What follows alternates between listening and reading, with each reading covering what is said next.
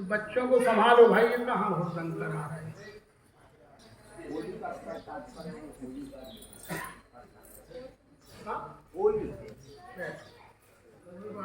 ज्ञान की पूछो, ठीक है ना, वो तो ठीक है।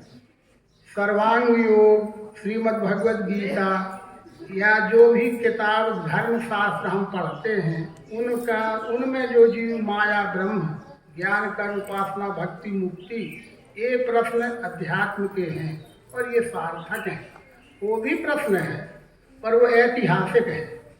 प्रश्न कई प्रकार के होते हैं, आध्यात्मिक होते हैं, धार्मिक होते हैं, ऐतिहासिक होते हैं, सामाजिक राजनीतिक और वर्तमान परिवेश का भी जनरल नॉलेज होता है।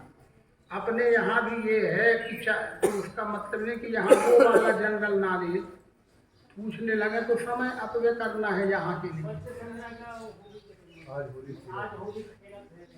हाँ तो पूरी बात बताओ जब। हाँ ठीक है, वो मैं उनकी नहीं कहता जो गलत प्रश्न पूछ रहे हैं। हाँ क्या पूछना चाहते हैं आप, जल्दी बता दी। किताब ही ले आएंगे, पद ही ले आएंगे ना, ले आ। अरे अपना पढ़ो, हम समझ गए। ला किताब दे ना हमें भाई, घबराते से क्यों हो, मैं कोई कुछ कह भूल रहा हूँ। चलिए ठीक है, वो तो प्रश्न, हाँ हाँ ठीक है, नरम दे, ठीक है। ये है भगवान के पद संग्रह है। पद का मतलब गायन ही होता है, गीत ही होता है, और निबंध होता है। निबंध में ज्यादा लिखना पड़ता है, निबंध लिखने विषय में विस्तार हो जाती, किताब बन जाती निबंध में।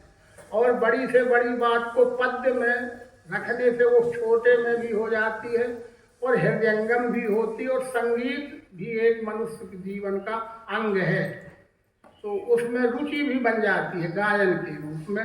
इसलिए भगवान ने पद संग्रह में जो पद लिखे हैं, लेकिन वो गायन रूप मात्र नहीं है, वो अनुभव के पद हैं, अनुभव के पद हैं, केवल गाने के लिए नहीं। और गाने की भी तर्ज होती है। अब ये इसलिए ये कि ये होली की तर्ज में ये दो पद लिखे गए, होली। तो होली का अर्थ तो हर बात का संदर्भानुसार अर्थ होता है। एक होली दिवाली, ठीक है, रक्षाबंधन, दिवाली, होली, मकर संक्रांति, ये हमारे पर्व भी, ये नाम के पर्व भी है कि नहीं। रक्षाबंधन, दीपावली, होली, मकर संक्रांति, कुछ भी बहुत से हैं। और एक अर्थ उसका, होली का एक अर्थ ये भी है कि वो एक राग की एक विधा है, राग भैरवी, राग त्रिताला, ठीक। और एक होली एक लावनी, कुंडलिया। होली एक गायन कला की तर्ज भी कहते हैं, तर्ज को। आ रही है बात समझ में नहीं? तो अब ये जो यहाँ पर बात इसको पूछते हैं जी, तो ये होली की तर्ज पर लिखा हुआ है। जैसे भजन, भगत, ठीक है, 9 दुर्गों में भगत होती है, तो भगत की तर्ज होती होगी कि नहीं है। चलिया वे लट छिटकाए, हाथ लय लाल ध्वजा। अब एक तर्ज हो गई ना ये, ठीक है ना। अब तुम कहो कि भगत क्या है, ठीक, एक तर्ज है, उसमें अनेक अनेक ऐसे देवी गीत हैं, अनेक ऐसे गाने हैं, पर वो सब देवी गीत के रूप में है, वो भगत के रूप में कहलाते हैं, है ना। मतलब लगे तो वो क्या है, वो भगत है, पर वो भगत है माने वो एक विधा है गाने की, ठीक। वो भगत माने जो भक्ति करता है वो भी भगत है। ऐसे ही होली एक तर्ज भी है, तो ये होली की तर्ज में लिखा हुआ पद है। और दिवाली, होली, रक्षाबंधन पर्व के रूप में जो होते हैं वो भी होली नाम है। पर यहाँ उस होली का मतलब नहीं है, यहाँ तर्ज रूपी होली है, ठीक है। तो इन पदों के अर्थ समझना था आपको कि होली भर का मतलब समझना है। चलो ठीक है, हाँ तो फिर दोनों बात है।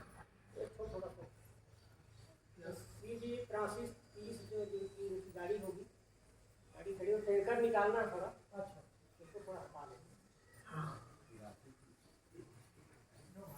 ठीक है, यहाँ देखें आप सीजी 07 नहीं 6639 है और एक हाँ सर हो गया 8630।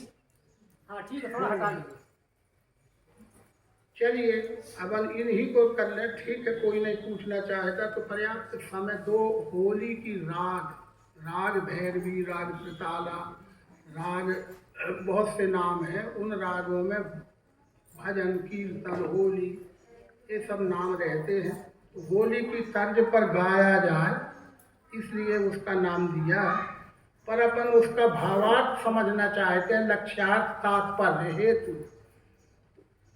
नैन तुम देखो भाई जा जुग में रेवा माई, लिखा नैन तुम देखो भाई जा जुग में रेवा माई। बस वही जो बात यहाँ रोज चल रही है, कलयुग में नर्मदा मुक्ति दायिनी होगी, तो वही बात आने लगी। नैन तुम देखो भाई, हे भाइयों, हे संसार के मनुष्यों, अपने नेत्रों को, मान इन नेत्रों की भर बात अब नहीं है। नैन तुम, नैन यानी ये दिव्य चक्षु रूपी नेत्र, अंतःकरण के ज्ञान रूपी नेत्र भी खोलो, और ज्ञान रूपी नेत्र खोल कर देखो। नैन तो ये भी है और नैन ये भी है। नयन का ये अर्थ आँख होता है, लेकिन ये बाहर की आँख और भीतर की आँख। तो नैन तुम देखो भाई या युग में रेवा माई, अमरकंठ से प्रगति भवानी। बैठा ही तो हो, ठीक है, अपन सब गए हैं, देखे हैं। प्रगति यानी जहाँ से शुरुआत हो रही है, सोनमूड़ा और माई की बगिया, ये सब देख नहीं रहे हैं क्या हम? तो ये अमरकंठ से प्रगति भवानी, कोट तीर्थ में आई। कोट तीर्थ भी यही है, अब सब यहीं से मैं कहाँ बता दूँ। जो नर्मदा पंचांग है उसमें पूरा नक्शा ही बना है इसका। कोट तीर्थ नाम का भी स्थान यही है। अमरकंठ से प्रगति भवानी कोट तीर्थ में आई, सावित्री गायत्री संगले कपिल धार प्रगटाई। एक कपिल धारा, और वो कपिल गुफा जहाँ भगवान ने इसी भूमि पर 95 दिन का चिंतन रूपी तप करके ये अमृत सर्वांग योग रूपी आविष्कार किया, ये वही स्थान है। कपिल धार प्रगटाई, तो यहाँ से जहाँ से कोई भी नदी उद्गम स्थल से निकलती है तो एकदम नदी नहीं होती है, पतले झरने के रूप में होती है, धीरे धीरे विकसित होता है। तो आज जो दृश्य हम ही लोगों ने देखा था, हमारे पहले वाले तो बहुत देखे हों, पर इसी स्थान पर हम ही ने जब देखा था जितना, वो बात ये नहीं थी जो अभी है। सामने जो घाट बना हुआ दिख रहा है, जल भरा हुआ दिख रहा है, ये बात नहीं थी। पर हाँ, वो इतना आभास जरूर होता था कि ये दलदल जैसी जगह थी। हरी घास जो पानी में होती है वो थी, यानी पानी ऐसा दिखता नहीं था कि जाओ नहा लें, ऐसी बात नहीं थी। पानी का रिसाव जरूर था, वो दलदल नुमा दिखा करता था। वो भगवान लिख रहे हैं, उनने तो खुद का देखा है आज के 150 साल पहले का। तो ज्ञान दृष्टि से भी अमरकंठ से प्रगति भवानी कोट तीर्थ में आई, सावित्री गायत्री संग कपिल धार प्रगटाई। धार वहाँ दिखती है, कपिल धारा जिसे अपन कहते हैं, पतली सी धार पानी के जल के रूप में वहाँ दिखती है। फिर आगे बढ़ा, प्रवाह आगे बढ़ा तो इन स्थानों के नाम है। मंडला प्रमुख नाम ले दिया। अब यहाँ से आगे बढ़ के जाएंगी नर्मदा जी, डिंडोरी होके मंडला ही तो पड़ेगा। भेड़ा, अब भेड़ा, अरे वो जबलपुर का भेड़ा घाट है। मंडला भेड़ा और हथिया, ये हथिया घाट भी आगे है। नरसिंहपुर बरमान, ब्रह्म घाट माने बरमान घाट, नरसिंहपुर का वो जो बरमान घाट है वो है। कुंड धावड़ी सप्तमातृका, ये ओंकारेश्वर के पहले धावड़ी कुंड है, वहाँ पर यात्रा होती थी, नाव में जाते थे। हम भी गए हैं 1-2 बार। बड़ी विचित्र स्थिति है, प्राकृतिक सौंदर्य का एक अनुपम विलक्षण है। आज वो डैम बन जाने से वो स्थान का स्वरूप बिगड़ गया। कुंड धावड़ी सप्तमातृका ओंकार ग्रह माही, आगे बढ़ के ओंकारेश्वर में नर्मदा जी का प्रवाह है। सूल पानी में बसही योगी जन, मध्य प्रदेश और गुजरात की सीमा है, जहाँ कुछ महाराष्ट्र भी टच होता है। मध्य प्रदेश भी टच होता है, गुजरात भी टच होता है। वहाँ पर एक ऐसा बियाबान घनघोर निर्जन जंगल है, उसको सूलपाणी की झाड़ियाँ कहते हैं। सूलपाणी में बसहि योगी जन, वहाँ केवल योगी जन ही उस निर्जन स्थान में कुछ समय रह सकते हैं। भोगी क्या करेगा वहाँ? भोगी तो एसी के कमरे में भी अड़कल में है। तो वो सूलपाणी में बसहि योगी जन, तो योगी जन ही वहाँ आनंद ले सकते हैं। हमारे जैसे भोगी तो एसी में परेशान है, अब वो क्या करेंगे बेचारा। तो सूलपाणी में बसहि योगी जन, मोखड़ी मन न समाय। ये मोखड़ी भी स्थान है गुजरात में। और नदी संगम निज धनसम, व्यासेश्वर जग माही। देख बलबला कुंड थकित भाई, ये मेरा भी थोड़ा देखा हुआ है बलबला कुंड। ये भरूच के पास जहाँ नर्मदा जी का संगम है, समुद्र में मिलती हैं, उसके पहले एक स्थान है, उसको बलबला कुंड नाम भगवान ने क्यों दिया? देख बलबला कुंड थकित भाई।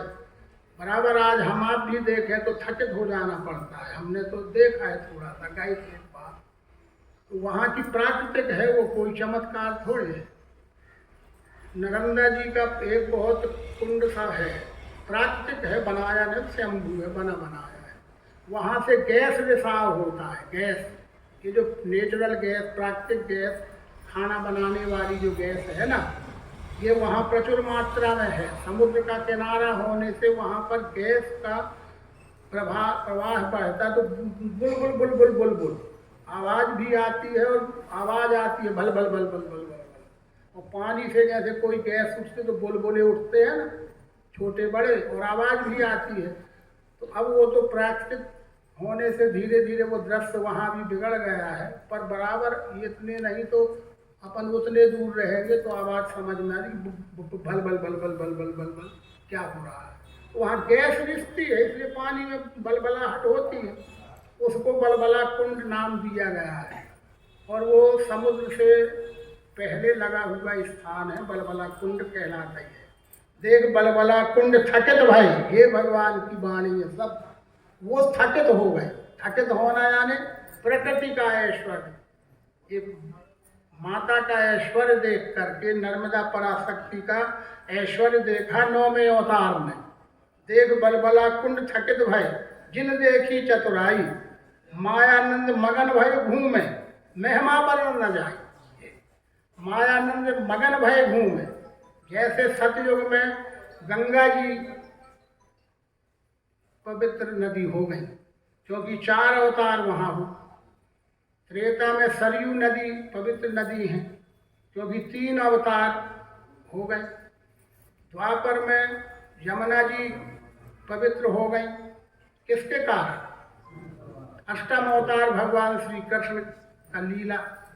और कलयुग में नर्मदा पवित्र ही है। गंगा कन खले पुण्य, ये सब बातें लिखी हैं। गंगा कन खले पुण्य, कुरुक्षेत्रे सरस्वती, ग्रामे वा वारण्ये वा, नर्मदा सर्वत्र मुक्तिदायिनी। गंगा कन खले पुण्य, कुरुक्षेत्रे सरस्वती, ग्रामे वा आरण्ये वा, नर्मदा सर्वत्र मुक्ति। नर्मदा सब समय सबको समान रूप से मुक्त करने वाली है। तो काय से मुक्त कर होना है? काय से मुक्त होना है? बस पता ही नहीं काय से मुक्त होना है। भ्रम से मुक्त होना है। तो भ्रम से मुक्ति कैसे होगी? वो दर्शन ज्ञान के द्वारा भ्रम से मुक्ति होगी। वो भ्रम मुक्त कराने वाला दर्शन ज्ञान का उद्भव कलयुग में नर्मदा जी से के यहाँ उद्गम होगा और प्रवाहित होकर के सारे विश्व में। और आगे एक और होली सुन ले, ये सब ज्ञान रूप है ना। आज होली खेलत है रेवा माई, ठीक, आज होली खेलत है। जैसे हम आप भी होली का उपमा दी गई है। जैसे होली के त्योहार में हम आप एक दूसरे को गले भी मिलते हैं, तिलक भी लगाते हैं, पिचकारी से रंग भी डालते हैं, कीचड़ भी डालते थे, अब होली माने होली, बुरा ना मानो होली है। कहते कीचड़ में डाल दे, नाली गटर में डाल दे, फिर भी बुरा ना मानो होली है। ये हमारी होली है। कीचड़ कीचड़ मचा लिया और हम भी कीचड़ में फने हैं। अब सामने वाले को देख के हमको बुरा न लगेगा, उसको भी अपने जैसे कीचड़ से सना दिया। अब दोनों एक से हो गए, चलो अब चलो जहाँ जहाँ चलना है। ठीक है, यही है। तो वो भगवान उसका रूप ज्ञान दृष्टि से लिख रहे हैं। आज होली खेलत है रेवा माई, ये दूसरी प्रकार की होली है, ये अध्यात्म की होली है। आज होली खेलत है रेवा माई, रेवा यानी नर्मदा जी का एक नाम रेवा भी है। ये रेस्टोरेंट का नाम ही पढ़ जाए ना, उस सब लिखा है रेवा रेस्टोरेंट गेस्ट हाउस, क्या लिखा है। ये रेवा का अर्थ रवा रवा, जो रवा रवा के रूप में भी है। रवा रवा में जो है, एक रवा तो अपन जानते ना, बहुत छोटा से छोटा कण रवा, वो रवा रवा भी वही है, इसलिए उसका एक नाम रेवा भी है। तो आज होली खेलत है रेवा माई, देखो देखो समय नहीं भाई। समझो जिन शब्दों को, ये होली है, कोई कहे कि देखो देखो फिर समय न मिलेगा। अरे ये कीचड़ में सने तो चाहे जब दिख जाएंगे, चाहे जहाँ दिख जाएंगे, इनके लिए तो समय समय है। पर ये होली जो मैं समझा रहा हूँ, भगवान कहते हैं वो देखो समय नहीं भाई। जैसे यहाँ दिखाया गया कि आंखों से देखो दिखता है, हम ऐसे ऊँघ रहे हैं, तो अब कहाँ दिखेगा उसको, कहाँ है समय। जागृत होकर समझो कि अहम ब्रह्म पिचकारी बनकर, अहम ब्रह्म पिचकारी बनकर गुण रंग से भरे आई, प्रकृति अष्टधारे निकसे बूंदे अनंत सुहाई। अहम ब्रह्म, ये अहम ब्रह्म यानी ये विश्व ही ब्रह्म है, ये विश्व ही ब्रह्म है। सर्वम खलमिदं ब्रह्म, मैं ही हूँ सब विश्व। ये अर्जुन इतना ध्यान में रखना कि मैं ही हूँ सब, ये भाव से भगवान का यहाँ अहम ब्रह्म का भाव है। पर अहम ब्रह्म के भाव को जीव जब भूल जाता है तो जीव भाव का ब्रह्म अहम ब्रह्मास्मि भी हो जाता है। सर्वम खलमिदं ब्रह्म है वास्तव में, लेकिन हम उस भूल गए तो अपने 3.5 हाथ को भी कहने लगे। वही हिरण्यकश्यप कह रहा था, वही रावण है, वही कंस है, वही दुर्योधन है, और अब तो हम वही है। सब अहम ब्रह्म के रूप में है। अहम ब्रह्म पिचकारी बनकर, जैसे वो एक पिचकारी होती है, उसमें रंग भरा जाता है, गुण रंग से भरे आई, प्रकृति अष्टधा धारे निकले। जब हम पिचकारी मारते हैं तो उससे धारें निकलती हैं ना, तो ये 8 अंग जो क्षर में अंग हैं, 8 यहाँ समझाए जाते हैं। वही इस विश्वरूपी माँ नर्मदा पराशक्ति रेवा की 8 धारें हैं, 8 धारा है। वही 8 अंग पृथ्वी जल अग्नि वायु आकाश मन बुद्धि और अहंकार, यही मेरे प्रकृति के भूमि रापो नलो वायु खम्मनो बुद्धि रेव च अहंकारिकी अम्मे भिन्ना प्रकृति। ये अहम ब्रह्म पिचकारी बनकर गुण रंग से भर आई, प्रकृति अष्टधा धारे निकसे तो बूंदे अनंत सुहाई। हम आप क्या हैं, सोचो हम आप क्या हैं। धार निकलती है पिचकारी से तो बूंद बूंद बन के बहुत सी बूंदें फैल जाती हैं। ऐसे ये विश्वरूपी प्रकृति जगदम्बा रेवा माँ प्रकृति नर्मदा की हम सब बूंदे हैं, अनंत बूंदों के रूप में वो दिख रहा है, बूंदे अनंत सुहाई। पर यह होली सब जग खेलत है, ये देखो समझो इसे उठा बैठी न कर। ये होली सब जग देखत है, ये होली कौन नहीं देख रहा। फागुन के समय की होली भी सब हम खेल ही रहे हैं, और एक प्रकार की होली भी का खेल ही रहे हैं। पर यह होली सब जग देखत है, देखता तो सब है, लेकिन भ्रम मदिरा मद पाई। होली का मतलब याद ही नहीं है, बिना एक काय की होली, अगर ये नहीं तो काय की होली। तो इसी प्रकार से ये अज्ञान और अज्ञान रूपी भ्रम मदिरा, यदि इस जीव को भ्रम रूपी मदिरा पान कर लिया, भ्रम रूपी मदिरा, मदिरा का एक ही अर्थ नहीं है, मदिरा तो पदार्थ रूप में जो है सो है, पर भ्रम भी एक मदिरा है। विप्र विवेकी वेद विद सम्मत साधु सुजात, जीवित होके मदपान कर सचो सोच ही भात। तो ये वो पीने वाला जो पदार्थ रूप मदिरा है, वो तो मदिरा है, वो व्यक्ति को उन्मादित करता है, असंतुलित करता है, कुछ भी करता है। इसी प्रकार से जो भ्रम मदिरा पी लेता है तो वो भ्रम रूपी मदिरा पान करने से भी अनुशासित नहीं रहेगा। सगुण निर्गुण साकार निराकार जीव माया ब्रह्म धर्म ईश्वर के बारे में मन गढ़ंत बातें करेगा। वही बात रामायण में तुलसीदास जी ने इसे लिखा, यगुण सगुण ही का जो निरूपण किया है। अगुण सगुण दो ब्रह्म स्वरूपा, अकथ अगाध अनादि अनूपा, को बड़ छोट कहत अपराधु, सुन गुण भेद समझिए, जिनके अगुण न सगुण विवेका, जल कहीं कल्पित बादन, बादल भूत विवश मत वारे, ये नहीं बोले वचन, तिनकर कहा सुनी नहीं काना, जिनकृत महामोह मत पाना। आ गई है बात। जिन्होंने मोह रूपी भ्रम रूपी मदिरा पान कर लिया है, जैसे मदिरा पान करने वाले व्यक्ति को नहीं समझ में आता कि मैं क्या बोल रहा हूँ, किससे बोल रहा हूँ, क्या करना ना करना। इसी प्रकार से जैसे सगुण निर्गुण का विवेक युक्त ज्ञान नहीं है, वो सगुण निर्गुण के बारे में मनगढ़ंत प्रलाप करते।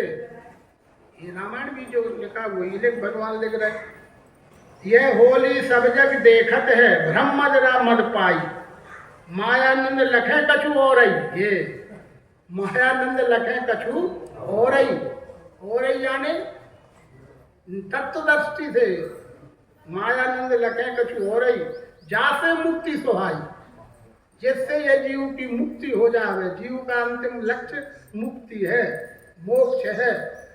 तो मोक्ष तो बाद की बात है, मुक्ति तो बाद की बात है। पता तो करो कि बंधे किस में हो। भ्रम से ये भी तो समझ में नहीं आता कि हम बंधे कहाँ हैं। बंधे हैं तो मुक्त हो जाते, बंधे हैं तो मुक्त हो जाते। अरे बंधन का पता लग जाएगा तो मुक्त ही हो, बंधा ही नहीं यहाँ। वो भगवान कह रहे हैं कि मायानंद लखे कछु और भगवान श्री राम, भगवान श्री कृष्ण और भगवान श्री मायानंद जी भी इसी जगत में हुए, इसी जगत को देखा, इसी जगत को जिया, कि कहीं दूसरा था। कोई भी हुए, भगवान श्री राम भी इसी धराधाम पर आए, भगवान श्री कृष्ण भी इसी धराधाम पर आए, तो इसी को देखा, इसी को जिया और इसी से संसार सब प्रकार का व्यवहार किया। पर वो अवतारों का रहना कुछ और होता है, हम जीव भावों का रहना कुछ और होता है। इसलिए मायानंद लखे कछु और ही। नौवें अवतार मायानंद जी कहते मैं तो कुछ और ही देख रहा हूँ। जैसे मुक्ति सोहाई, जिससे ये जीव की मुक्ति हो जाए। भ्रम मुक्त हो जाना ही मुक्ति है। और भ्रम क्या है? निज मूल स्वरूप का अज्ञान। इस तरह से इसकी व्याख्या भी तो ठाकुर साहब बहुत हो सकती थी, लेकिन अतिअल्प में इतना ही पर्याप्त है। ये इसकी व्याख्या में एक किताबें लिख जाएंगी इतनी मोटी मोटी। वो तो भगवान की कृपा है कि कम से कम शब्दों में सहज सरल भाषा में देखो। पर ये ज्ञान के पद है, ये ज्ञान की होली है। अपन एक वो अज्ञान की होली भी खेलते हैं हर साल। वो अपनी वो जीव लीला है, ये शिव लीला है। होली तो राम ने भी खेली, होली तो कृष्ण ने भी खेली, होली तो यह होली सब जग खेलत है। पर मायानंद लखे कछु और ही। ज्ञानियों की होली दिवाली अलग होती है। दिवाली होली किसकी ना होगी, पर संतों की होली दिवाली अलग होती है, अवतारों की होली दिवाली अलग होती है, और हम जीवों की होली दिवाली अलग होती है। जो रात सब भूतों को सैमी उसमें जगे, और जहाँ भूत जगे सारे देखे है मुनि रात सो। ठीक है, धन्यवाद। नरम कुछ काम में लगाने आ रहे हो, सांस न लेने दे बात है। और किसी के लिए हो, हम जिस के लिए तो है। इसमें स्वामी जी पहले अध्याय में सर्वांग जो आत्म प्राप्ति में गुरु प्रत्यक्ष और शिष्य सात्विक सिद्धावान होना चाहिए। तो शिष्य सात्विक सिद्धावान होना चाहिए, एक कैसे जाने, इसके बारे में आज हमको जाना भी है। बैठ यहीं बैठो, तुम प्रश्न करके दूसरा बाढ़ मारे तो फिर सामने भी रहे ना, यदि बाढ़ चलाए दे चले। पानी पी लें कि नहीं?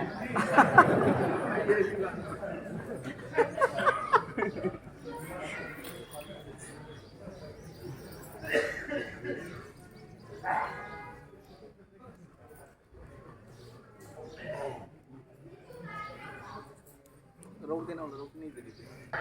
कीन प्रश्न जगत हित लागी, उत्तर भी सर्व हित के लिए होता है, प्रश्न भी सबके लिए होता है। तो आपने जो बात रखी है वो कोई आपका अकेला प्रश्न नहीं है और ना वो प्रश्न भी है, प्रश्न भी नहीं है। वो समझने के लिए कि हर सर्वांग योग में हर जगह हर समय नीचे टिप्पणी में विशेष टिप्पणी का मतलब होता है विशेष बात, खास बात चिन्हित करना, रेखांकित करना, तो वो तो सब में लिखा मिलेगा। ये मुमुक्षु के लिए स्टार लगाया गया है। श्री गुरु के पदों को है मेरा दंडोत प्रेम से, यही प्रेम रहे स्थायी, कृपा दृष्टि वही मिले, आचार करके ऐसा सनातन मुमुक्षु। और मुमुक्षु में लगा है स्टार। किताब है ही सबके पास, ना हो तो देख ले, आपस में चर्चा ना करो लेकिन हम डिस्टर्ब हो जाएंगे। आचार करके ऐसा सनातन मुमुक्षु में क्या लगा है? स्टार। स्टार यानी एक चिन्ह लगा दिया, उसके बारे में खुलासा आगे कर दिया जाए, पर इतना बड़ा खुलासा नहीं कि इतनी बड़ी किताब लिख दी जाए। तो वो मुमुक्षु के बारे में फिर यहाँ उसी स्टार दे करके ये नीचे लाइन में सब सर्वांग योग में सब जगह मिल जाएगा। आत्म प्राप्ति में गुरु प्रत्यक्षदर्शी और शिष्य सात्विक श्रद्धावान होना चाहिए। नर नारायण का ये उत्तर क्रमांक 846 है। तो इसमें आपको प्रश्न क्या है? आत्म प्राप्ति में गुरु माने जनाने वाला तत्वदर्शी और शिष्य यानी जानने वाला। गुरु माने जनाने वाला और शिष्य यानी जानने की इच्छा रखने वाला। आमने सामने फेस टू फेस होना चाहिए। ठीक, ये कैसे जाने वो उससे सिद्धावान है। ठीक, कौन जाने कौन कैसे किसको जानना है? अपने शिष्यों को सिद्धावान जाने, उनकी शिष्यों तो हम भी जानेंगे। ठीक है, आपका प्रश्न विषयांतरित हो रहा है। आत्म प्राप्ति में गुरु प्रत्यक्ष दर्शी और शिष्य सात्विक श्रद्धावान होना चाहिए। ठीक, ठीक है ना, ये बात तो समझ में आती है। अब ये बात किसके लिए पूछ रहे हैं? शिष्य के लिए।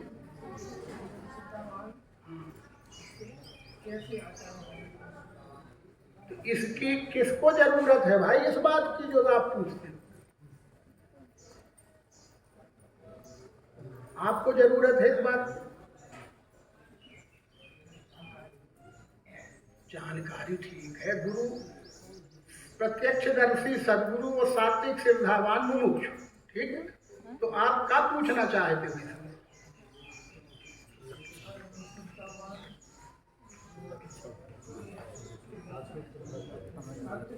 ऐसा बताओ, हम वो कहवाना चाहते हैं। हम मास्टर से रिटायर भए हैं, ऐसा मत समझो। जो बात हम डायरेक्ट कह दें तो कुछ ना होगा, हम दिन रात मूसलाधार वर्षा करें तो कुछ ना होगा। आपके मुंह से तो पॉइंट निकले। हाँ, आप ये प्रश्न करते तो ये प्रश्न था, वो प्रश्न नहीं है कि सात्विक श्रद्धावान किसे कहते हैं। ये प्रश्न कर, तो ये तो हम आपसे कहवाना चाहते थे, जब तो ऐसी बात हम उल्टा उल्टा कर रहे हैं। तो सात्विक श्रद्धावान की ये पहचान है कि सात्विक श्रद्धावान यानी पहले ही तो लिखी है, श्री गुरु के पदों को है मेरा दंडोत प्रेम से, यही प्रेम रहे स्थायी। ये दंडवत होना माने समर्पित होना, समर्पित होना ये पहली पहचान है। ऐसा कोई आ जाए, आप ज्ञान समझाते हैं, मुझे समझाओ भला, समझा के बताओ मेरे को, हो जाएगा।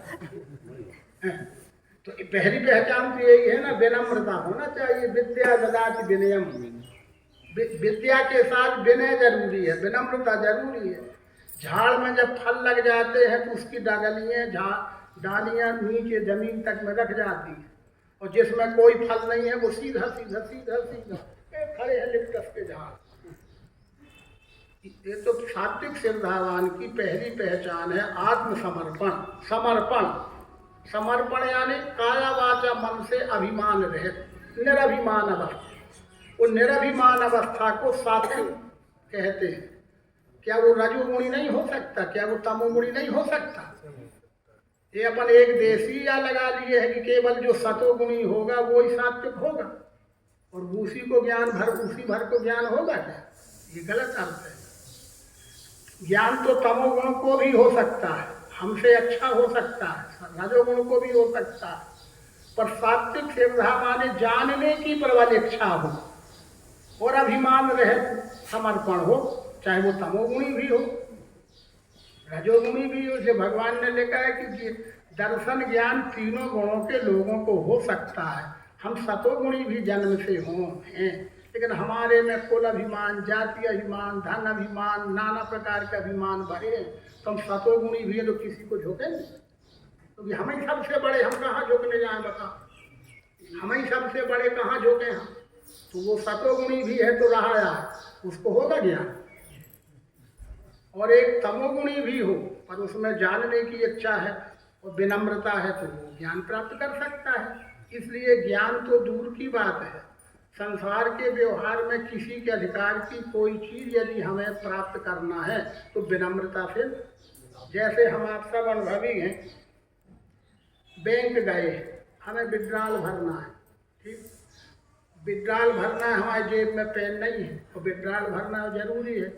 हम मिल गए, पेन फुसा लगा, देखा मिलते हैं, तो मुझे विड्रॉल में लाओ पेन जरा दूंगा मैं, मुझे विड्रॉल भरना पेन दे, देगा कोई? अरे भैया यदि वो यही है कि भाई साहब मैं भूल गया हूँ, पेन थोड़ी प्लीज पेन दे दी। अरे हाँ नहीं कोई बात नहीं है। और हमारा लगा भी रहे ऐसा, हमसे कोई कहे पहला यहाँ मुझे फॉर्म भरना है, देंगे, यही है तरीका। ठीक, एक छोटी सी व्यवहार की सुई भी यदि चाहिए तो विनम्रता से मिलेगी ना। तो फिर इतना बड़ा जीवन उद्धार का ज्ञान लेने गए हो तत्वदर्शी से, तो ऐसे अरे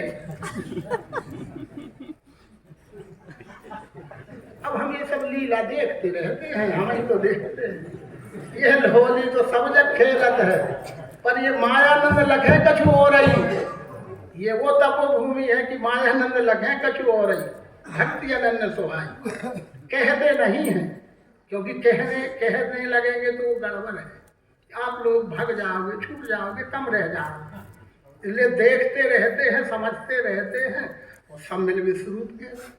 तो ये भाव है प्रजापति जी, सात्विक श्रद्धा का मतलब केवल सतोगुणी नहीं, केवल रजोगुणी तमोगुणी के भाव वहाँ नहीं है।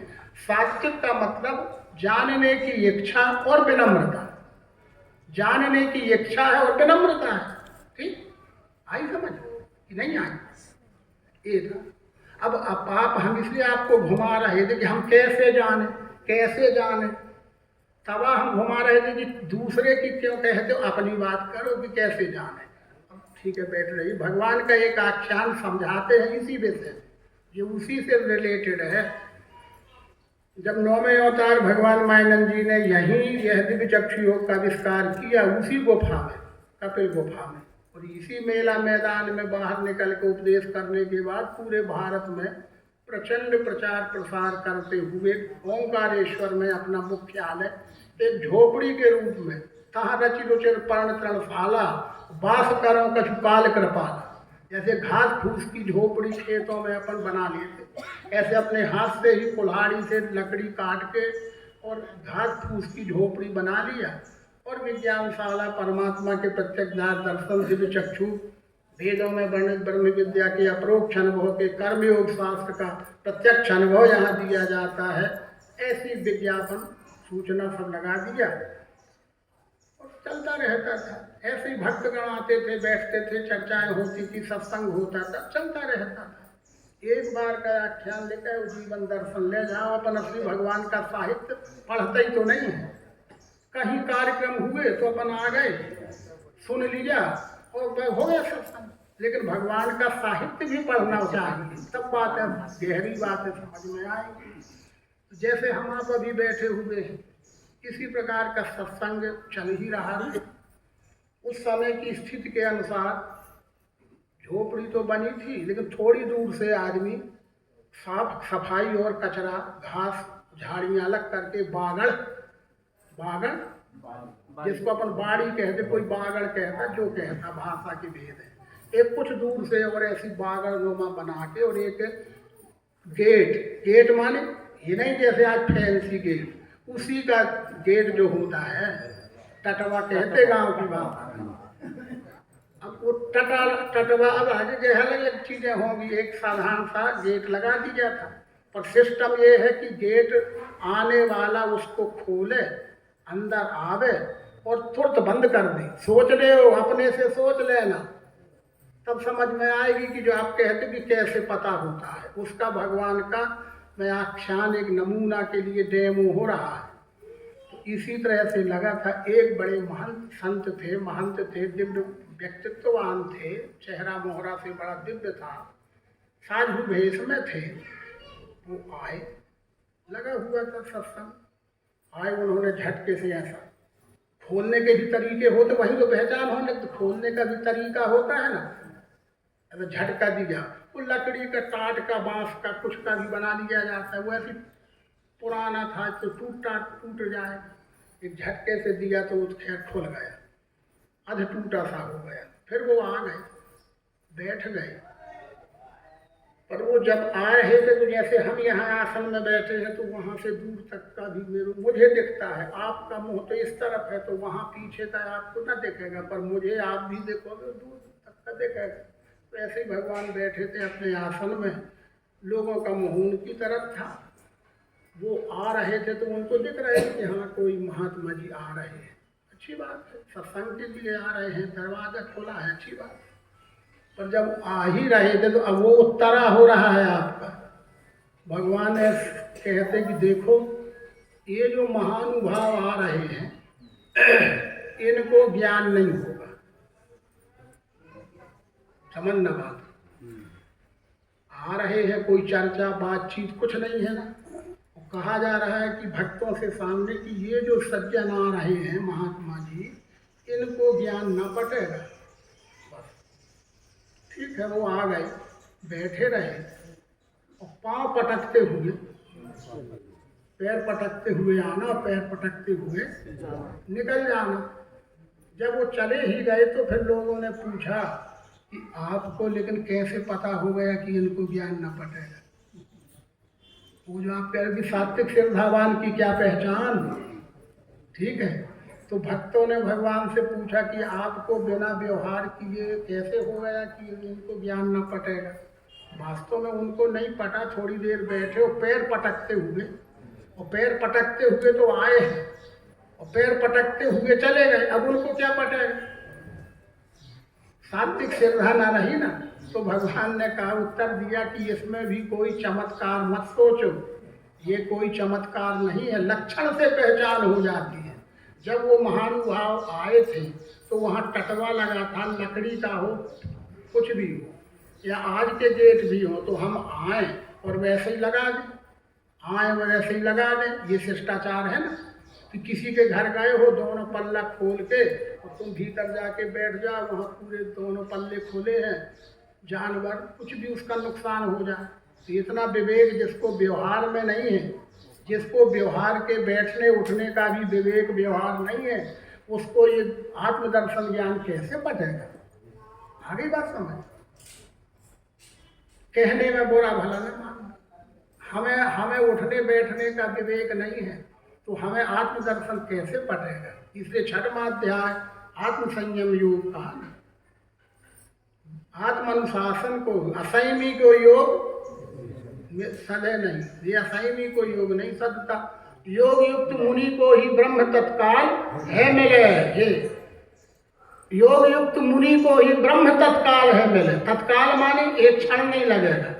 और यदि अश्रद्धा है तो फिर तुम कई जन्म साथ में भी रहे आओ, ऐसे बेल्डिंग हो गई तो भी कुछ नहीं होगा।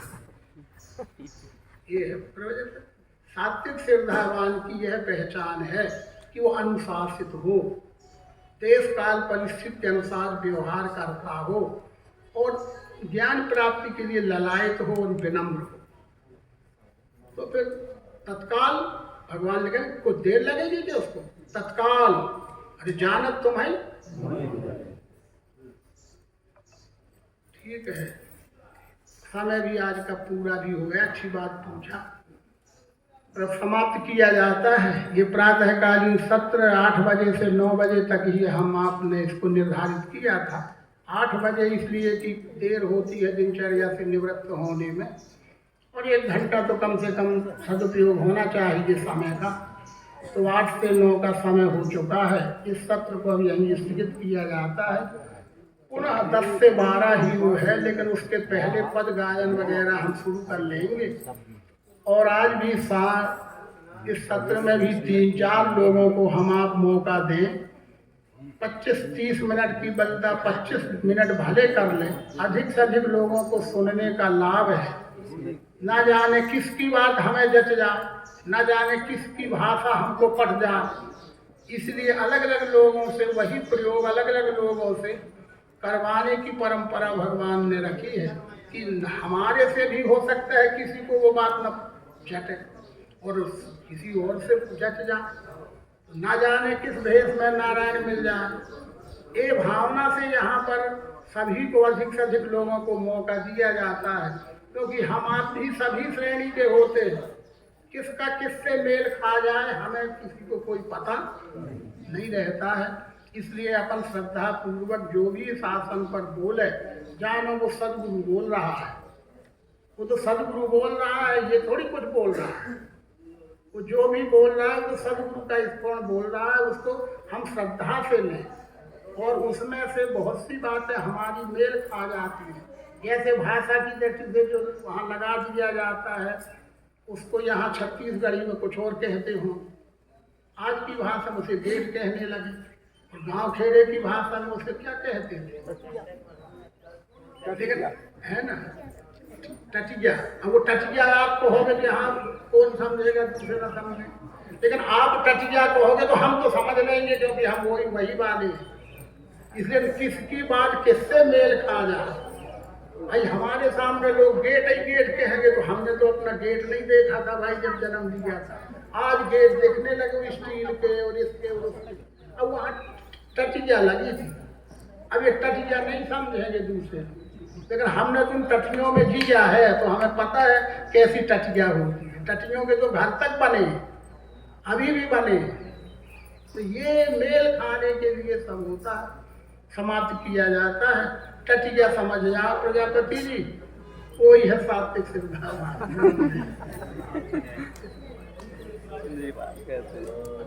पूरा समझा दीजिए। हाँ, ये त्रिपुरारी साहू जी हैं, बछेरा पोस्ट भटगांव पथरिया। 1000 रुपया देकर पत्रिका के सदस्य बने हैं क्या? लीजिए। मैं कहाँ लेकर धनेश? ठीक है, हाँ ठीक है। धनेश साहू कौन है? इसमें नाम भी तो लिखते यार भैया। तो चलिए ठीक है, आधी अधूरी काम करते हो। अरे पिताजी का नाम तो अमर रहेगा। धनेश का नाम तो करोगे कि नहीं? धनेश लिखोगे तो भी ठीक है।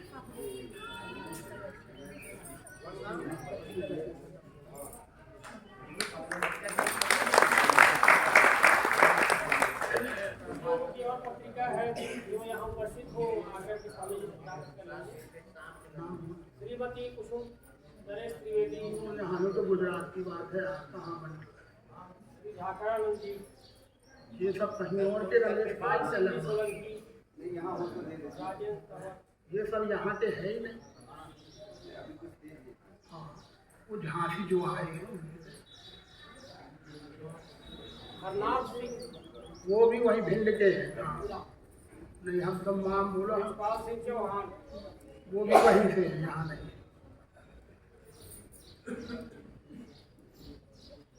किशनलाल साहू, बुक लाएंगे नहीं तो ले लूँ, मेरे पास तो है, आपको चाहिए तो दे। हाँ